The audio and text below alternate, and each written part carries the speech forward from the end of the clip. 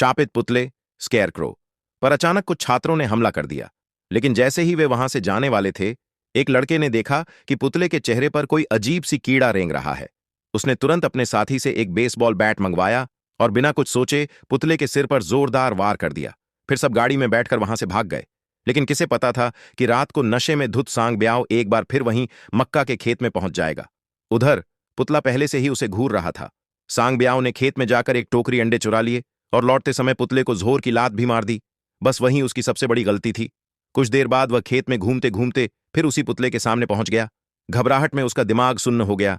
जैसे ही वह लौटने लगा, उसने देखा पेड़ पर बंधा हुआ पुतला गायब है और अचानक खेत में ठंडी भयानक हवा बहने लगी।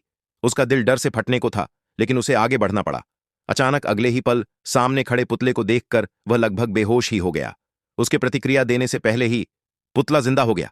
सांग ब्याओ का नशा एक झटके में उतर गया और वह जान बचाने के लिए दौड़ पड़ा। पर शापित पुतला उसे छोड़ने वाला नहीं था। भागते भागते वह खाद उठाने वाले कांटे पिचफॉर्क से ठोकर खाकर गिर पड़ा। मरने ही वाला था कि उसने कांटा उठाया और बचने की कोशिश की, लेकिन पुतले ने जल्दी से उसे छीनकर उल्टा उसी को मार दिया। अजीब बात यह थी कि उसके शरीर से खून नहीं बहा, बल्कि उसके शरीर से धान पुआल निकलने लगा। वह किसी तरह खेत से बाहर तो आ गया, लेकिन अब बहुत देर हो चुकी थी। फिर उसके साथ डरावना बदलाव शुरू हुआ। उसके मुंह से पुआल निकलने लगा, चेहरे पर भयानक विकृति आने लगी। उसका बायां हाथ पुआल से फट गया और देखते देखते अगली सुबह दो छात्रों ने खेत में खेलते हुए देखा। सांग ब्याओ पूरी तरह पुतले में बदल चुका था।